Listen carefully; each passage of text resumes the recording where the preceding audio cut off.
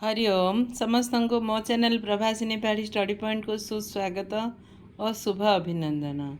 समस्ते भलरे थिबे। जो मैंने प्रथम करी मो चैनल को विजिट करछंती चैनल टी को सब्सक्राइब करदेवे। आज आम पंचम श्रेणी सामाजिक विज्ञान बहीर प्रथम पाठ जल ही जीवन विषय को पढ़िबा।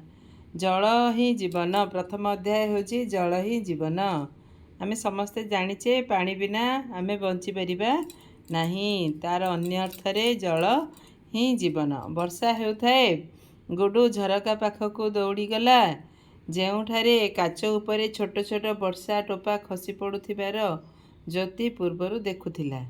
ଏହି ଜଳ କେଉଁଠାରୁ ଆସେ ଓ କୁଆଡ଼େ ଯାଏ ବୋଲି ଗୁଡୁ ପଚାରିଲା। ଏ ପାଣି ଯାକ କେଉଁଠୁ ଆସୁଛି ଆଉଥରେ କୁଆଡ଼େ ପଳାଉଛି? କାଚ ଉପରେ। ଆସ ଜଳର ଗତିପଥକୁ ଅନୁସରଣ କରିବା। ଅନୁସରଣ କରିବା ମାନେ ଦେଖିବା ଜଳ କେଉଁ ପ୍ରକାରର ଗତି କରୁଛି। ଗତିପଥ ମାନେ ସେ କେଉଁ ପ୍ରକାରର ଗତି କରୁଛି ସେ କଥା ଦେଖିବା। କିନ୍ତୁ ପ୍ରଥମେ ଆସ ପୃଥିବୀରେ କେତେ ପରିମାଣରେ ଜଳ ଅଛି ଦେଖିବା। ଆମର କେତେ ପରିମାଣର ଜଳ ପୃଥିବୀ ପୃଷ୍ଠରେ ଅଛି ଆମେ ଦେଖିବା। ଯଦିଓ ପୃଥିବୀ ପୃଷ୍ଠରେ ଅଧିକାଂଶ ଅଞ୍ଚଳ ଜଳରେ ପରିପୂର୍ଣ୍ଣ, ଅତି କମ୍ ପରିମାଣରେ ମଧୁର ଜଳକୁ ଛାଡ଼ିଦେଲେ ଅନ୍ୟ ସବୁ ଜଳ ଲୁଣିଆ। ଆମର ଯେତେ ଜଳ ଅଛି प्राय अधिकांश अंचल जल परिपूर्ण होगी। अति कम परिमाण मधुर जल नहीं। आम जो समुद्र एत पानी देखुचे भारत को तीन पटे कौन जल भाग घेरी रही आम जाचे। से जो सब जल देखुचे से जा सब लुणिया जोटा कि आमर नित्य व्यवहार्य काम लगे नहीं। अल्प मधुर जल आम व्यवहार करवा जलर परिमाण बहुत कम आउ लुणी जलर परिमाण बहुत अधिक। पानी रे देखुच पिलाने कौन कर पानी को समस्ते गछ कीट पतंग पशु पक्षी मनुष्य समस्ते पानी बिना बंची पारे नहीं। समस्त जीवजंतु मनुष्य पशु पक्षी एवं उद्भिद बंचापी मधुर जल उपरे निर्भर करते। मधुर जल कहले मीठा जल जोड़ा आम पीऊचे गाधोचे नहीं। यही पानीय कृषि कार्य एवं दैनंदिन कार्यनिर्वाह अत्यंत आवश्यक। मधुर जलटा निहाती आवश्यक। अनेक उद्भिद एवं प्राणी मध्य मधुर जल बास करती। प्राणी आ उद्भिद माने गछपत्र मध्य मधुर जल बास करती। जल बिना जीवन असंभव। जदि मधुर जल नहीं जीवन पूरापूरी असंभव। चली जीवन बंचिब नहीं। एक कल्पना कर जदि पृथ्वीर समस्त जल गोटे ग्लास जल हुए जिते प्राणी अच्छी सब जगह जदि गोटे ग्लास रहीगला तेबे मधुर जलर परिमाण 1 चामच। ग्लास पानी जदि सब लुणिया जल मधुर जल ए चामच रे जेतिकी अच्छी सेतक होची मधुर जल नहीं। बेसी ना कम? पूरा पूरी कम अच्छी। तुम्हें कौन भावुच जे समुद्र रे थिबा जल को आम पी परिवा कि कौन? समुद्र जल लुणिया नहीं। समुद्र जल को क्यों क्यों काम व्यवहार करा जाई परिबो? समुद्र जल को कौन भाई व्यवहार कराबो? आमे समुद्र जलरू लुण संग्रह करि परिबा। गुजरातर लुणिया अंचल गुड़िक एक विस्तृत समतल भूमि। लुणिया अंचल जगह गोटे समतल अंचल जोटी कौन जो समुद्र जल को सुखा जाई लुण संग्रह करा जाए। यह भारतर सबुठारु बृहत लुण उत्पादनकारी अंचल मध्यरु गोटे। जो गुजरातर लुणी अंचल होची लुण उत्पादनकारी गोटे केन्द्र। आम राज्य ओडिशार ब्रह्मपुर जिल्लार ब्रह्मपुर हुम्मा ठारे गंजाम जिल्लार हुम्मा ठारे ब्रह्मपुर निकटरे कौन गुम्मा बोली गोटे ग्राम अच्छी जोटी लुण संग्रह कराउची। आमर कोड़ी आम ओडिशार गुम्मा ठारे। आमे केउठारु मधुर जल पाई परिबा? कोडु पाइबा? पोखरी नदी नहीं हृद आ गोटे झरणा पहाड़ ऊपर जो बरफ देखुचे आम बरफ ये मध्य मधुर जल है। कुआं मेघ मेघरे जो जलीय बाष्प आकार पानी अच्छी सी हेले मधुर जल। कूप नलकूप ये सब आम ये जाक हूँ सब मधुर जलर उत्स है। ये गोटे देची जम्मू काश्मीर उलार हृद एशियार सर्वबृहत मधुर जलाशय। ଜାମ୍ମୁ କାଶ୍ମୀରର ଉଲାର ହ୍ରଦ ସବୁଠୁ ବଡ଼ ଜଳାଶୟ। ଏହା ଏହା ନଦୀର ପ୍ରବାହକୁ ନିୟନ୍ତ୍ରଣ କରି ବନ୍ୟା ପ୍ରତିରୋଧ କରିବାରେ ସାହାଯ୍ୟ କରେ। ନଦୀର ପ୍ରବାହକୁ ନଦୀ ଯେଉଁ ସ୍ପିଡ଼ରେ ଆସୁଥିବ ତା'ର ଗତିପଥକୁ ରୋକିକି ବନ୍ୟାରୁ ରକ୍ଷା କରେ। କେଉଁଟା? ଉଲାର ହ୍ରଦ କେଉଁଠି ଅଛି? ଜାମ୍ମୁ କାଶ୍ମୀରରେ ଅଛି ଉଲାର ହ୍ରଦ। ଯଦି କୌତୂହଳୀ ହୋଇ କହିଲା, ବାୟୁରେ ମଧ୍ୟ ଜଳ ଅଛି କି ଏବଂ ବରଫ ଜଳର ଏକ ରୂପ କି? ଜ୍ୟୋତି ହେଲେ ପ୍ରଶ୍ନ ପଚାରିଲା, ବାୟୁରେ ଜଳ ଅଛି କି? ମୁଁ ଦେଖେଇଲି ଏବେ ମେଘ ଆକାରରେ ଅଛି ନାହିଁ। ଏ ବରଫ ଜଳର ଏକ ରୂପ କି? ହଁ, ଜଳର ବିଭିନ୍ନ ଅବସ୍ଥା ରହିଛି। ଆମେ ପୂର୍ବରୁ ଜଳ ତରଳ ଅବସ୍ଥାରେ ଦେଖିଛେ, ଯେଉଁଟାକି ପାଣି ତରଳ ଅବସ୍ଥାରେ ବର୍ଷା ଅବସ୍ଥାରେ ଅଛି। କଠିନ ଅବସ୍ଥାରେ କ'ଣ? କଠିନ ଅବସ୍ଥା ହେଉଛି ବରଫ, ଗ୍ୟାସୀୟ ଅବସ୍ଥା ହେଉଛି ବାଷ୍ପ। ଜଳର 3ଟି ଅବସ୍ଥା ଅଛି ନାହିଁ, କଠିନ, ତରଳ, ଗ୍ୟାସୀୟ। କଠିନ ହେଉଛି ବରଫ, ତରଳ ହେଉଛି ବର୍ଷା, ଆଉ ଗ୍ୟାସୀୟ ହେଉଛି ବାଷ୍ପ। ହେଲା, ଆମେ ଏଇଟାକୁ ଜାଣିଛେ। ପରୀକ୍ଷା ଦ୍ୱାରା ହେଲେ ଆମେ ବୁଝେଇ ପାରିବା। ଗ୍ଲାସରେ କିଛି ବରଫ ନେବା, ବରଫ ନେଇକି ତାକୁ ଆମେ ଯଦି ବାହାରେ ରଖିବା, କିଛି ସମୟ ପରେ ଦେଖିବ ତା'ର ବାହାର ପଟେ ଜଳ ବିନ୍ଦୁ ରହିବ। ବରଫ ଯାକ ସେଟା ଜଳୀୟ ବାଷ୍ପ ହୋଇ ବାହାର ପଟେ ଲାଗି ରହିଯିବ। ଆଉ ବରଫଟା ଅଟୋମେଟିକ୍ କ'ଣ ହେବ? ନିଜେ ନିଜେ ପାଣିରେ ପରିବର୍ତ୍ତନ ହେଇଯିବ। ପରୀକ୍ଷାଟାକୁ ଆମେ ବୁଝିବା।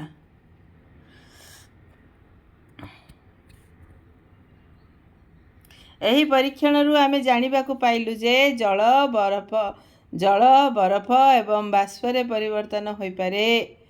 ଏହା ପୁଣି ତରଳ ଅବସ୍ଥାକୁ ହେଇପାରେ। ଜଳ କଠିନ ହୋଇକି ବରଫ ହୋଇପାରିବ, ବରଫରୁ ଆଉ ଥରେ ଗ୍ୟାସୀୟ ହୋଇପାରିବ, ପୁଣି ଥରେ ଆଉ ଥରେ ତରଳ ଅବସ୍ଥାକୁ ଫେରିପାରେ। ଏହାକୁ ଆମର କହିବା ଜଳଚକ୍ର। ପ୍ରକୃତିରେ ଏହିପରି ପରିବର୍ତ୍ତନ କିପରି ଘଟେ? ଗୋଟେ ଉଦାହରଣ ଦେଇଛି। ଗୋଟିଏ ସ୍ୱଚ୍ଛ ଥଳି ନିଅ। ଥଳି କହିଲେ ବ୍ୟାଗ୍ ପରି ଗୋଟେ ନେବା। ଚିତ୍ରରେ ଦିଆଯାଇଥିବା ପରି ଗୋଟିଏ ମାର୍କରରେ ସୂର୍ଯ୍ୟ, ମେଘ, ଗଛର ଚିତ୍ର କରି ତୀର ଚିହ୍ନ ଦିଅ। ଏହାର 1/3 ରଙ୍ଗୀନ ଜଳରେ ପୂର୍ଣ୍ଣ କର। ସୂଚନା: ରଙ୍ଗ ପାଇଁ ନୀଳ କାଳି ରଙ୍ଗକୁ ବ୍ୟବହାର କରିବା। ଜଳ ବାହାରି ନ ଯିବା ପାଇଁ ଥଳି ମୁହଁକୁ ଭଲ ଭାବରେ ବାନ୍ଧିଦେବ। ଏହାକୁ ସୂର୍ଯ୍ୟ କିରଣରେ ବାହାରେ ରଖିବା। କିଛି ଘଣ୍ଟା ପରେ ଥଳି ଭିତରେ ହେଉଥିବା ପରିବର୍ତ୍ତନକୁ ଲକ୍ଷ୍ୟ କର। ତାପରେ ଆମେ ଥଳିକୁ ଲକ୍ଷ୍ୟ କରିବା। ଯାହା ଅନୁଭୂତ ହେବ ଆମେ ସାରଣୀରେ ଲେଖିବା। ଉପରୋକ୍ତ କାର୍ଯ୍ୟରେ ଆମେ ଦେଖିଛୁ ସୂର୍ଯ୍ୟର ତାପ ଜଳକୁ ଜଳୀୟ ବାଷ୍ପରେ ପରିଣତ କରିଥାଏ। ଜଳୀୟ ବାଷ୍ପ ଥଣ୍ଡା ହୋଇ ଥଳି ଭିତରେ ଛୋଟ ଛୋଟ ଜଳବିନ୍ଦୁ ସୃଷ୍ଟି କରେ। ଏହି ଜଳବିନ୍ଦୁ ଗୁଡ଼ିକ ପୁଣି ତଳକୁ ଖସି ପଡ଼େ। ହେଲା, ଜଳୀୟ ବାଷ୍ପ କ'ଣ ହେଉଛି? ଜଳୀୟ ବାଷ୍ପ ସୂର୍ଯ୍ୟଙ୍କର ତାପ ପାଇଲେ ଜଳୀୟ ବାଷ୍ପରେ ପରିଣତ ହୁଏ। ଜଳୀୟ ବାଷ୍ପ ପୁଣି ଥଣ୍ଡା ହୋଇ ଥଳି ଭିତରେ ଜଳବିନ୍ଦୁ ସୃଷ୍ଟି କରେ। ଜଳବିନ୍ଦୁ ଗୁଡ଼ିକ ପାଣି ଆକାରରେ ତଳକୁ ଖସି ପଡ଼େ। ସେହିପରି ପ୍ରକୃତିର ବିଭିନ୍ନ ଉତ୍ସ ଜଳର ଉତ୍ସ ଯଥା ସମୁଦ୍ର, ନଦୀ ଇତ୍ୟାଦିର ଜଳକୁ ସୂର୍ଯ୍ୟତାପ ଜଳୀୟ ବାଷ୍ପରେ ପରିଣତ କରେ। ଜଳୀୟ ବାଷ୍ପ ମେଘ ସୃଷ୍ଟି କରି ବର୍ଷା ହୁଏ। ହେଲା, ମନେ ରଖିବା। ବର୍ଷା ହୁଏ। ଜଳୀୟ ବାଷ୍ପ ମେଘ ସୃଷ୍ଟି କରି ଯାହା ବର୍ଷା, ତୁଷାର, କୁଆପଥର ଭାବରେ ତଳକୁ ଖସି ପଡ଼େ। ଏହି ଜଳ ପୁଣି ନଦୀ, ହ୍ରଦ ଓ ସମୁଦ୍ରକୁ ଫେରିଯାଏ। ନଦୀ, ହ୍ରଦର ପାଣି କ'ଣ ହେଉଛି? ସୂର୍ଯ୍ୟ ତାପରେ ଜଳୀୟ ବାଷ୍ପରେ ପରିଣତ ହୁଏ। ଜଳୀୟ ବାଷ୍ପ କୁଆଡ଼େ ଯିବ? ଆକାଶକୁ ଯିବ। ଆକାଶରେ ପୁଣି ସିଏ ମେଘ ସୃଷ୍ଟି କରିବ, ଯାହାଫଳରେ ବର୍ଷା, ତୁଷାର, କୁଆପଥର ଆକାରରେ ପୁଣି ତାହା ଭୂପୃଷ୍ଠକୁ ଫେରିକି ଆସିବ। ଭୂପୃଷ୍ଠକୁ ଫେରି ଆସିଲା ପରେ ଆଉ ଥରେ ସେ ପାଣି କୁଆଡ଼େ ଯିବ? ପୁଣି ଥରେ ନଦୀ, ସମୁଦ୍ର, ପୋଖରୀକୁ ଆଉ ଥରେ ପଳାଇବ। ପ୍ରକୃତିର ଜଳର ଏହି ନିରନ୍ତର ବୃତ୍ତାକାର ଗତିକୁ ଜଳଚକ୍ର କୁହାଯାଏ। ଏହାକୁ ଆମେ ଜଳଚକ୍ର ବୋଲି କହିଥାଉ। ଯେଉଁ ବୃତ୍ତାକାର ଗତିରେ ଜଳ ନିରନ୍ତର ତା'ର କାମ ଚଲେଇଥାଏ ତାକୁ କ'ଣ କହିବା? ଜଳଚକ୍ର କହିବା। ଏଇଟା ହେଉଛି ଜଳଚକ୍ରର ଚିତ୍ର। ପୁରା ରାଉଣ୍ଡରେ କାମ ଚାଲିଛି ନାଇଁ। ପାଣି ହେଉଛି, ଆଉ ଥରେ ବାଷ୍ପ ଅବସ୍ଥାକୁ ଯାଉଛି, ଆଉ ଥରେ ମେଘ ସୃଷ୍ଟି ହେଉଛି, ଆଉ ଥରେ ତଳକୁ। ଏଇ ଯେଉଁ ବୃତ୍ତାକାର ଗତିକୁ ଆମର ଜଳଚକ୍ର ବୋଲି ଆମେ ଜଳଚକ୍ର ବୋଲି କହିବା।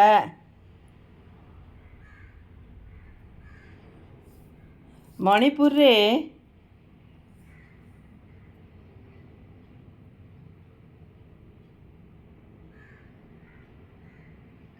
ମଣିପୁରର କୋଇଚୁଲ ଲାମଜାଓ ଜାତୀୟ ଉଦ୍ୟାନ ପୃଥିବୀରେ ଏକମାତ୍ର ଭାସମାନ ଜାତୀୟ ଉଦ୍ୟାନ ଅଟେ। ଏହା ବିପଦଗ୍ରସ୍ତ ସାଙ୍ଘାଇ ହରିଣ ଏବଂ ଭାସମାନ ଦ୍ୱୀପ ପାଇଁ ପ୍ରସିଦ୍ଧ। ବିପଦଗ୍ରସ୍ତ ସାଙ୍ଘାଇ ହରିଣ ଗୋଟେ ଭାସମାନ ଉଦ୍ୟାନ ଅଛି।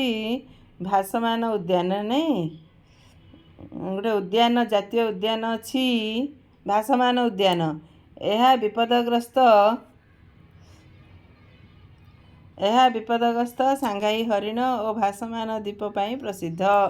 ମନେ ରଖିବା, ପ୍ରଶ୍ନ ଉତ୍ତର ଆମର ଆସିବ ହେଲା। ଜଳଚକ୍ର ଜାଣିଲେ। ଏବେ ଆମେ ପଢ଼ିବା ଭୂତଳ ଜଳ କ'ଣ। ଆସ ଜାଣିବା। ଯେତେବେଳେ ବର୍ଷା ତଳକୁ ଆସିଯାଏ ସେତେବେଳେ କ'ଣ ହୁଏ? ବର୍ଷା ତଳେ ପଡ଼ିଲେ ବର୍ଷା ପାଣି ସବୁ କ'ଣ ହୁଏ? ମାଟି ତଳକୁ ଚାଲିଯାଏ। ଗୋଟିଏ ସ୍ୱଚ୍ଛ ଗ୍ଲାସ୍ ନିଏ, ଗୋଟେ କାର୍ଯ୍ୟ ପରୀକ୍ଷା କରି ଦେଖେଇଛି। ଏହାର ଅଧା ପର୍ଯ୍ୟନ୍ତ ମାଟି ଭର୍ତ୍ତି କର, ଚାମଚରେ ଧୀରେ ଧୀରେ ଜଳ ଢାଳ। କ'ଣ ଘଟିବ? ପାଣି ଆମେ ଅଳ୍ପ ଅଳ୍ପ ପକାଇଲେ ପାଣି ସବୁ ତଳକୁ ପଳାଇବ ନାହିଁ। ବର୍ଷା ହେଲେ କିଛି ଜଳ ମାଟି ଭିତରକୁ ଭେଦିଯାଏ। ଏହି ଜଳ ମାଟି ଓ ପଥର ସ୍ତର ଦେଇ ଭିତରକୁ ଚାଲିଯାଏ। ଭିତରକୁ ମାଟି ଭିତରକୁ ଚାଲିଯାଏ। ଗଭୀର ଭୂତଳରେ ଯେଉଁ ଜଳ ଜମା ହୁଏ ତାକୁ ଭୂତଳ ଜଳ କୁହାଯାଏ। ଆମେ ଆମର ବ୍ୟବହାର ପାଇଁ ଆମେ କେଉଁଠୁ ଭୂତଳ ଜଳ ପାଉଛେ? କୂପ ଓ ନଳକୂପରୁ ବା ବୋରୱେଲ୍ରୁ ଆମେ ଭୂତଳ ଜଳକୁ ବ୍ୟବହାର କରୁ। ଭୂତଳ ଜଳ କାହାକୁ କହିଲେ ବୁଝିଲେ? ବର୍ଷା ହେଲେ କିଛି ଅଂଶ ମାଟି ତଳକୁ ଚାଲିଯାଏ। ଏ ଚିତ୍ରରୁ ଦେଖିକି କହିପାରିବା ଆମର କେଉଁଠି ପାଣି ଭୂତଳ ଜଳ ସଂରକ୍ଷଣ ହୋଇପାରିବ, ପୁନଃଭରଣ। ଏ ରାସ୍ତାରେ ହୋଇପାରିବନି। ଯେଉଁଠି ଆମର ଗଛ ଅଛି, ମାଟି ଅଛି, ସେ ଜାଗାରେ ଆମର ଅଧିକ ହେଇପାରିବ ହେଲା। ଏଇଠି ବି ଅଳ୍ପ ଅଳ୍ପ ହେବ, ମାତ୍ର ଏଇଠି ବହୁତ ହେବ। ସହରରେ ସିମେଣ୍ଟ କରାଯାଇଥିବା ରାସ୍ତା ଗୁଡ଼ିକରେ ବର୍ଷା ଜଳ ସହଜରେ ମାଟି ଭିତରକୁ ଯାଇପାରେ ନାହିଁ, ଯାହା ଭୂତଳ ଜଳ ପୁନଃଭରଣ ହେବାରେ ବାଧା ସୃଷ୍ଟି କରେ। ଖୋଲା ସ୍ଥାନମାନଙ୍କରେ ଜଳ ସହଜରେ ମାଟି ଭିତରକୁ ପ୍ରବେଶ କରେ। ସୋକ୍ ପିଟ୍, ପୋଖରୀ, ମଣିଷକୃତ ହ୍ରଦ ଏବଂ ଅଧିକ ବୃକ୍ଷରୋପଣ ବର୍ଷା ଜଳକୁ ଭୂତଳେ ପୁନର୍ଭରଣ କରିବାରେ ସାହାଯ୍ୟ କରେ। ସୋକ୍ ପିଟ୍, ପୋଖରୀ, ମଣିଷ ଦ୍ୱାରା ଖୋଦିତ ହୋଇଥିବା ହ୍ରଦ, ଗଛ ଲଗାଇବା, ଯାହାଦ୍ୱାରା ଭୂତଳ ଜଳ ଆମର ସଂରକ୍ଷଣ ହୋଇପାରେ। ଭୂପୃଷ୍ଠ ଜଳ, ଭୂତଳ ଜଳ ପରି ନଦୀ, ପୋଖରୀ, ହ୍ରଦ ଇତ୍ୟାଦି ମଧୁର ଜଳର ପ୍ରାକୃତିକ ଉତ୍ସ। ତୁମେ କେବେ ଭାବିଛ କି ନଦୀ କିପରି ପ୍ରବାହିତ ହୁଏ? ନଦୀକି ଆମେ କେମିତି ପ୍ରବାହିତ ହେଉଛି ଆମେ ଜାଣିଛେ। ଗୋଟିଏ ନଦୀ ସାଧାରଣତଃ ପର୍ବତରୁ ବାହାରି ସମତଳ ଭୂମିରେ ପ୍ରବାହିତ ହୁଏ, ଏଇଟା ଜାଣିଛେ। ପାହାଡ଼ରୁ ନଦୀ ବାହାରୁଛି, ଆଉ ଥରେ ସମତଳ ନଦୀରେ ପ୍ରବାହିତ ହେଉଛି। ଗୋଟେ କାର୍ଯ୍ୟ କରି ଦେଖେଇଲେ। ପୁରୁଣା ଖବରକାଗଜ, ସୋରିଷ ମଞ୍ଜି, ଅନ୍ୟ କୌଣସି ଛୋଟ ଛୋଟ ମଞ୍ଜି। ସେ ଯଦି ସୋରିଷ ମଞ୍ଜି ନଥିଲେ ତା ବଦଳରେ ଆମେ କିଛି ନେବା।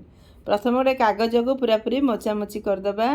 ଆଉ ଖଣ୍ଡେ କାଗଜ ଉପରେ ଖବରକାଗଜ ନେଇ ଏହି ମୋଚା କଚା କାଗଜ ଉପରେ ରଖ। ଗୋଟେ ଲୋଚା କଚା କାଗଜ ଉପରେ ରଖିବା ହେଲା। କାଗଜକୁ ହାତରେ ସାମାନ୍ୟ ଚାପି ଗଡ଼ାଣିଆ କର। ତାକୁ ଗଡ଼ାଣିଆ ତଳୁଆ କଲା ପରି କରିବା। ଏବେ ଧୀରେ ଧୀରେ ସୋରିଷ ମଞ୍ଜିକୁ ଗଡ଼ିଆଣିର ଉପର ମୁଣ୍ଡରୁ ଢାଳ। ଉଚ୍ଚରୁ ତଳକୁ ଢାଳିବା। ମଞ୍ଜି ଗୁଡ଼ିକର ଗତିବିଧି, ଯୁଆଡ଼େ ଲୋଚା କଚା ରାସ୍ତା ଥିବ ସିଏ ସେପଟେ ଚାଲିବନି। ନଦୀ ମଧ୍ୟ ପାହାଡ଼ ଦେଇ ସେମିତି ହିଁ ଆସେ।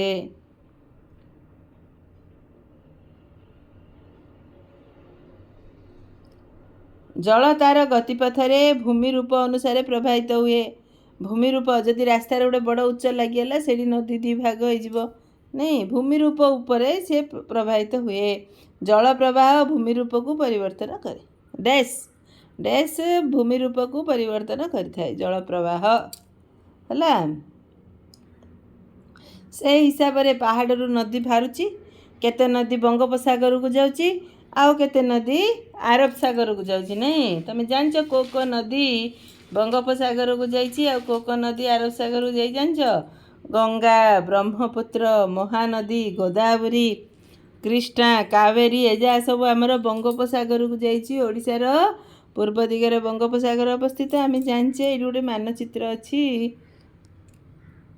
ଭାରତର ଭାରତର ପୂର୍ବ ଦିଗରେ ବଙ୍ଗୋପସାଗର ଓ ପଶ୍ଚିମ ଦିଗରେ ଆରବ ସାଗର ଅବସ୍ଥିତ। ଆମେ ଜାଣିଛେ ନା ନାହିଁ? ହଁ, ବଙ୍ଗୋପସାଗର କେଉଁ ନଦୀ ଯାଇଛି କହିଲି? ଗଙ୍ଗା, ବ୍ରହ୍ମପୁତ୍ର, ମହାନଦୀ, ଗୋଦାବରୀ, କୃଷ୍ଣା, କାବେରୀ। ଠିକ୍ ସେମିତି ଆରବ ସାଗରକୁ ନର୍ମଦା ଓ ତାପ୍ତି ଦୁଇଟି ନଦୀ ପ୍ରବାହିତ ହୋଇଛି। ରାଜସ୍ଥାନର ଆରାବଳୀ ପର୍ବତରୁ ଉତ୍ପନ୍ନ ହୋଇଥିବା ଲୁଣି ନଦୀ ଏକମାତ୍ର ଭାରତର ପ୍ରମୁଖ ନଦୀ। ଗୋଟେ ହେଉଛି ପ୍ରମୁଖ ନଦୀ ଯାହା ସମୁଦ୍ରରେ ମିଶି ନାହିଁ, ବରଂ ଏହା ଗୁଜରାଟର କଚ୍ଛର ରତ୍ନରେ ଥିବା ସନ୍ତସନ୍ତିଆ ଭୂମିରେ ମିଶିଯାଇଛି। ଏ ନଦୀଟା ଲୁଣି ନଦୀ, ସିଏ ଯାଇନି, ସମୁଦ୍ରରେ ମିଶିନି, ନାହିଁ। ସେ ଗୁଜରାଟର ସନ୍ତସନ୍ତିଆ ଭୂମିରେ କଚ୍ଛର ସନ୍ତସନ୍ତିଆ ଭୂମିରେ ସେ ରହିଯାଇଛି। କି ନଦୀଟା? ଲୁଣି ନଦୀ। କେମିତି ବରଫ ସେ କେମିତି ଜଳ ତାର ବିଭିନ୍ନ ସ୍ତର ଦେଇକି ଆସୁଛି। ଏଇଟା ହେଉଛି ଭାରତର ନଦୀମାନଙ୍କର ଗୋଟେ ମାନଚିତ୍ର। ଏପଟେ ଆମର ବଙ୍ଗୋପସାଗର ଅଛି, ଏପଟେ ଆମର ଆରବ ସାଗର ଅଛି। ଆରବ ହେଲା, କହିଲି କେଉଁ ନଦୀ ବଙ୍ଗୋପସାଗରକୁ ଯାଉଛି ଆଉ କେଉଁ ନଦୀ ଆରବ ସାଗରକୁ ଯାଉଛି, ମୁଁ କହିଲି ତ ମନେ ରଖିବ ହେଲା।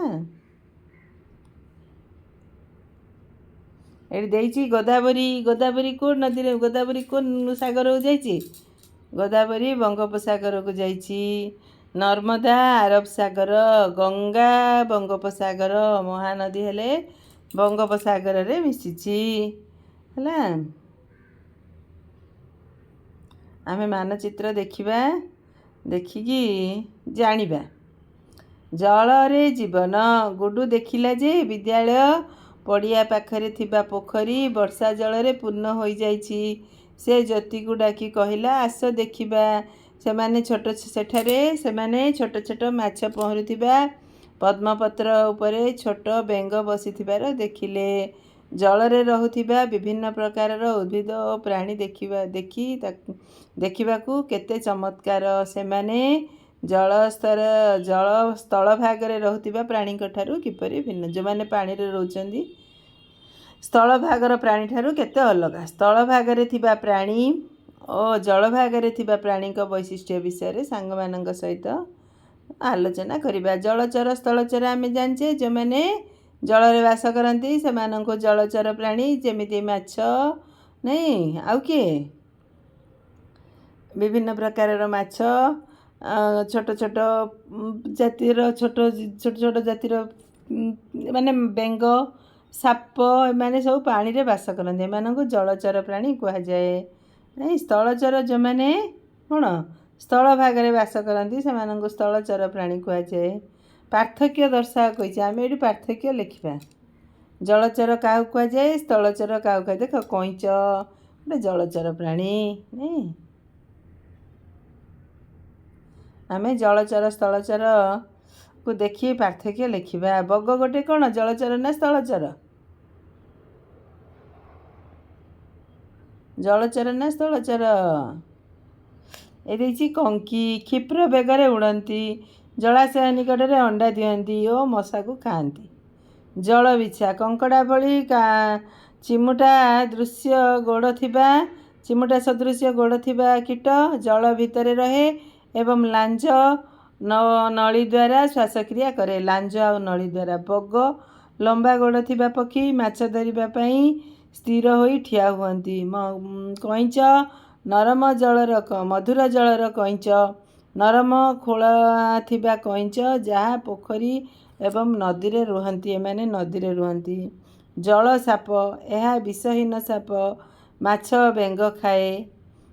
ବେଣା ଗଛ, ପୋଖରୀ ହୁଡ଼ାରେ ହୁଏ, ଏହା ଲମ୍ବା ଘାସ ପରି ବଢ଼ିଥାଏ। ଯାହା ସବୁ ଜଳଚର ପ୍ରାଣୀ ଓ ଉଦ୍ଭିଦ। ପଦ୍ମ ଓ କଇଁ, ଭାସମାନ ମୂଳ, ଫୁଲଗୁଡ଼ିକ ପାଣି ଉପରେ ଭାସେ, ମୂଳ ପୋଖରୀ ଶଯ୍ୟାରେ ରହିଥାଏ। ଏଇଟା କ'ଣ ବିଲାତି ଦଳ, ଏହା ଦ୍ରୁତ ବୃଦ୍ଧି ହେଉଥିବା ଉଦ୍ଭିଦ, ଶୀଘ୍ର ବଢ଼େ, ଯାହା ଜଳରେ ଭାସେ ଏବଂ ବୃଦ୍ଧି ପାଏ। ଜଳରେ ଭାସିବ ଆଉ ବଢ଼ିବ। ଜଳଚର ସ୍ଥଳଚର ତମେ ସବୁ ଜାଣିଛ। ଠିକ୍ ଅଛି। ଆମେ କାହାର କେଉଁ ପ୍ରକାରର ବୈଶିଷ୍ଟ୍ୟ କ'ଣ, କାହାର କ'ଣ ସୁବିଧା ଅଛି? ମାଛର ଉପରକୁ ମୁହଁ କରିଥିବା ଗୋଲିଆ ପାଟି, ତା'ର ପକ୍ଷୀ ଅଛି ନାହିଁ, ତା'ର ଚିତ୍ର। କାହାର କ'ଣ ଅଛି ଏଇରେ ତାଲିକା ଦେଇଛି, ତାଲିକା ଆମେ ପ୍ରସ୍ତୁତ କରିବା। ସେମିତି ଉଦ୍ଭିଦ, ବିଭିନ୍ନ ପ୍ରକାରର ଉଦ୍ଭିଦ ଜଳ ଉପରେ ଭାସେ, ଜଳ ତଳେ ରହେ।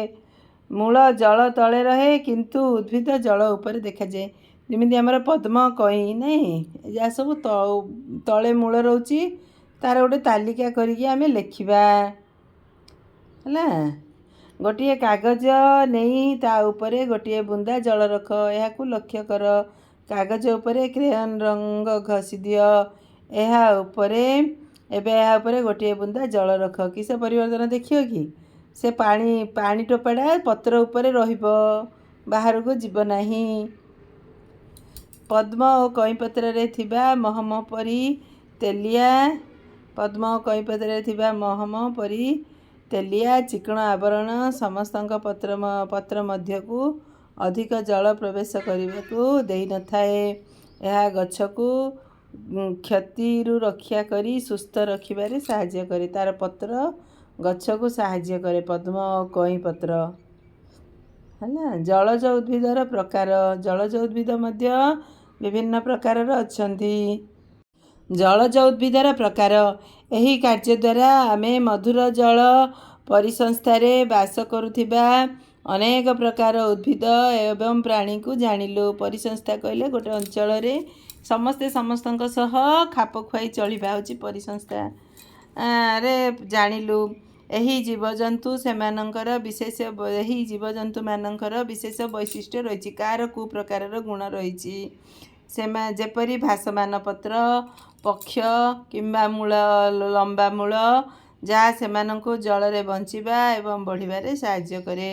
ପୃଥିବୀରେ ଜୀବନ ଧାରଣ ପାଇଁ ମଧୁର ଜଳ କେତେ ଯେ ଗୁରୁତ୍ୱପୂର୍ଣ୍ଣ, ଏହା ଆମକୁ ସୂଚାଯାଇଛି। ଆମେ ବଞ୍ଚିବା ପାଇଁ ମଧୁର ଜଳର ଗୁରୁତ୍ୱ କେତେ। ଏହି ପାଠରୁ ଆମେ ଜାଣିଲୁ ଯେ ଜଳ ବିଭିନ୍ନ ଅବସ୍ଥାରେ ରହିଥାଏ, ଯଥା ବରଫ, ଜଳ ଏବଂ ବାଷ୍ପ। ଜଳଚକ୍ର ମାଧ୍ୟମରେ ବାୟୁ, ଜଳ, ସ୍ଥଳ, ଆକାଶ ଜଳ ତା'ର ବିଭିନ୍ନ ଅବସ୍ଥାରେ ପରିବର୍ତ୍ତନ କରି ଗତି କରେ। ଜଳରେ, ସ୍ଥଳରେ, ଆକାଶରେ ନାହିଁ। ଆମେ ମଧ୍ୟ ଅନୁସନ୍ଧାନ କଲୁ ଯେ ଜଳଚର ଉଦ୍ଭିଦ ଓ ପ୍ରାଣୀମାନେ ଜଳ ଭିତରେ ଏବଂ ଏହାର ଚତୁଃପାର୍ଶ୍ୱରେ ବାସ କରନ୍ତି। ଜଳ ଭିତରେ, ଉପରେ ଓ ତା ଚତୁଃପାର୍ଶ୍ୱରେ ଉଦ୍ଭିଦ ଓ ପ୍ରାଣୀମାନେ ବାସ କରନ୍ତି। ସମସ୍ତଙ୍କୁ ଆଜିର ଭିଡ଼ିଓଟି ଯଦି ଭଲ ଲାଗିଥିବ ତାହେଲେ ଭିଡ଼ିଓଟିକୁ ଲାଇକ୍ ଆଣ୍ଡ ସେୟାର କରିବା।